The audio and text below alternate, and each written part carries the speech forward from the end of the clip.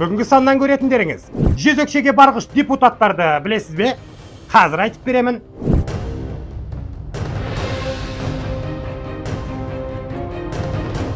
Парамен ұсталған Шымкент қаласы әкімінің орынбасары Мақсұт Исақовтың тағы бір қылмысы анықталды.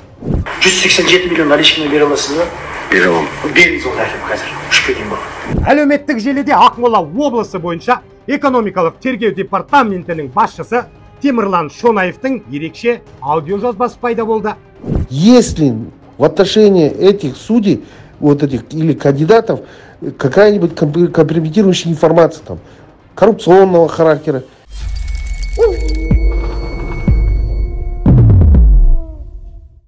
Қазір массаждың, қазақша айтқанда уқалаудың түр-түрі бар. Соның ішінде боди массаж деген қызмет түрін білесіздер ме? Білмейтіндер болса, ятта болса, айта кетейін. Боди массаж бұл уқалаудың эротикалық түрі. Оны жасау үшін май мен жалаңаш дене ғана керек, бірақ клиенттің емес, арнайы үйретілген жас қыздың денесі. Біле білсеңіздер, елімізде осындай қызмет көрсететін түрлі салондар жаңбырдан кейінгі саңырауқұлақтай қаптап кеткен. Ашығын айтар болсам, мұндай жерде кәсіби массажистер емес, кәдімгі жезөкшелер жұмыс жасайды. Массаж деген атты жамылып алып, еркектерге тәнін сатып жүрген тәртіпсіздердің орталығы ғой қысқасы. Мұндай жеңіл жүрісті қыздардың құны сағатына кем дегенде 50 мың теңгеден басталып, 500 мың теңгеге дейін барады. Мен бұл әңгімені неге бастадым? Қазақстанда мұндай ханымдарды тек шенеуніктердің қалтасы ғана көтереді. Әсіресе депутаттардың. Алдын ала айта кетейін, өз басым біреудің тұрсыйын аңдығанды ұнатпаймын. Десе де, депутат деген жақшаның ішінде халық сайлаған тұлға. Қазақтың биліктегі өкілі. Жақсының жаты болмайды, жаманның ұяты болмайды демекші. Міне, осындай жұрттың аманатын арқалағандардың арасында боди массажды жанындай жақсы көретіндер де бар екен. Прикинь, сенбейсіздер ме? Онда Егов пресстің мына бір видеосына назар аударыңыздаршы.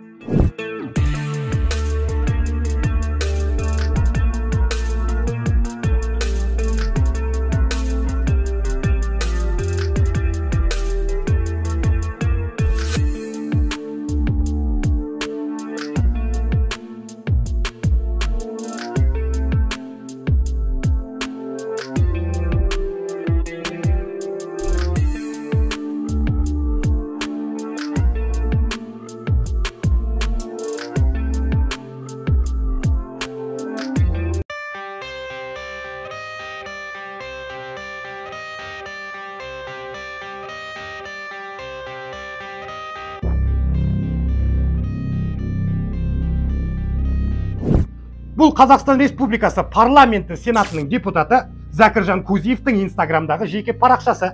Байқасаңыздар, Кузиев боди массаж Алматы, боди массаж Астана деген парақшаларға жазылып алған.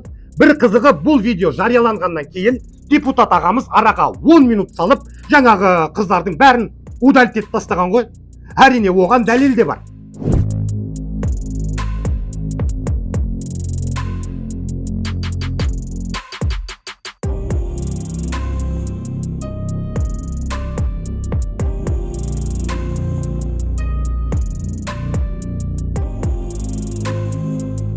Oh my! Сасқан үйрек артымен жүзейді демекші, Зәкіржан Кузиев жаңағы жезөкшелердің парақшаларын жою арқылы өзінің қуыс көзін көрсетіп қойды. Әй, тыныш тұрған бүркіттің, көз шұқы бүркіттің деген осы шығар. Бұдан былай бұл депутат тілшілердің бақылауында екенін біліп жүреді деген сенімдемін. Енді сіздерден сұрайыншы, шенеуніктердің жезөкшеге барып жыныстық қатынасқа түскенін сынауға бола ма, әлде әркімнің жеке өмірге құқы бар ма? Төменде пікір жазып кетіңіздер, мен оқимын. Әркімнің жеке өмірге құқы бар дейін десем, бұлар сол боди массажға баратын ақшаны сізбен біздің қалтамыздан ұрлап отырған жоқ па? Ұрлық түбі қорлық демекші, осы жылдың 20 шілдесінде сыбайлас жемқорлыққа қатысы бар деген күдікпен ұсталған Шымкент қаласы әкімінің орынбасары Мақсұт Исақовтың кәсіпкермен сөйлескен аудиожазбасы пайда болды. 187 миллион наличканы бере аласыз ба? Бере аламын. Беріңіз ол әкім қазір. Үшке дейін болады. Мен барғана сименсті жабайын. Сименсті бозақ жауын көріп 187 миллион. Қалай жабамын мен? Қазір әсетті кімде гидростройды маған пошел нахер дейді ғой. 187 миллион наличкамен керек маған. Жәке, андай әңгімеде егер қазір сіз келіспесеңіз, онда будем до конца воевать. Не сильно, менде просто выход жоқ. Сіз мен сөз таза дейміз ғой, мен маған Хамитке де айтамын. Менде просто выход жоқ. Мен сіздің условияңызға көне алмаймын. Потому что ол жерде сіз білмейтін, Хамит білмейтін, гидростроймен де, әсетпен де басқа обязательстволар бар, которые ешкім білмейтін. Оны ешкім жаба алмайды. 14 сентябрь уточнение болады, 11 миллиард теңге шығады. Любой, пальцем тыкните, сізге шығарып береміз. Вот я обещаю, ана жолға Москваға кешірім беремін, өткен жолға дейін да. Жәке, мен Құдайдың астында жүрмін. 5 мезгіл намаз оқитын адам, мен жұмада свитой күнде тұрмын да. Бүгін жұма күні. Иә? 5 мезгіл намаз оқитын адам, қазір дәретке дайындалып жатырмын жұма намазға. Вот мен сізге бар ғой, хамт етеді. Мен сізге 2 тендер алып беремін. Қазір отойдите, пожалуйста. Сөз беремін, сөзінде тұратын адам сөз беріп, сөзімізді ұстап, абырой жүрген адамыз төкпейміз. Мен сізге айтқым ғой, береміз деп. Кәсіпкерден 187 миллион теңгені талап еткен Исақовтың мына бір сөзіне назар аударыңыздаршы.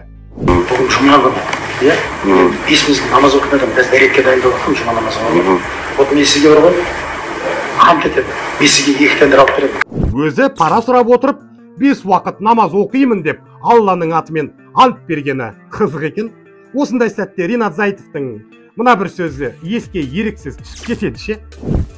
Қазақстанда жасалып жатқан алаяқтықтардың интернет басқа 80%-ын жасап отырған қауым намаз оқитын қауым. Өтірік десе бетіме бассын. Байқасаңыздар, Исақов 187 миллион теңгені ақша санап тұрған жоқ. Жай ғана бір 187 теңге сұраған адамдай болып тұрғанын айтам да. Әй, бұлар осы тендер арқылы миллиардта пара алып жүрген бәлелер ғой. Осындай кезде әттеген-ай біздің елге Қытайдың заңы жетіспей ме деймінші. Взятка алған қолдарын шауып тастаса ғой шіркін. Сіздерге сұрақ, жемқорларға қандай жаза қолданған дұрыс? Төменде пікір жазып кетіңіздер. Взятка демекші біздің шенеуніктердің ақша жеуден фантазиясы әбден таусылғанға ұқсайды. Оған мысал Астана акиматы жаумаған қарды күрегені әлі есімде. Снег убирают активно. Здесь снега намело же, ёбан. Ал Шымкенттің акиматы қар жауғаннан кейін көшені тазалаудың орнына гүл сеуіп жатыр. Осылар қыс пен жазды айыра алмай ма, түсінбедім. Правильно говорят, это Чимкент, детка. Я вообще в шоке, писец. Вместо того, чтобы дороги чистить и тротуары, они розами занимаются. Розы, блядь, пересаживают, выкорчевывают. А здесь вон что творится. Падайте, люди, травмируйтесь. Похеру. Розы же важнее, чем наше здоровье. Я просто в шоке. Осындай кезде біздің антикор қайда қарап отыр екен? Жемқорлықтың таза фактісі анықталып тұр ғой, айналайындар-ау. Ұмытып кеттім ғой, біздің антикордың тек тапсырыспен ғана жұмыс жасайтынын. Бұлай деп отырғаным әлеуметтік желіде Ақмола облысы бойынша экономикалық тергеу департаментінің басшысы Темірлан Шонаевтың даусына ұқсас адам өз қызметкерлеріне ерекше тапсырма беріп жатқан аудиожазба пайда болды. Добрый день, господа руководители служб безопасности территориальных подразделений.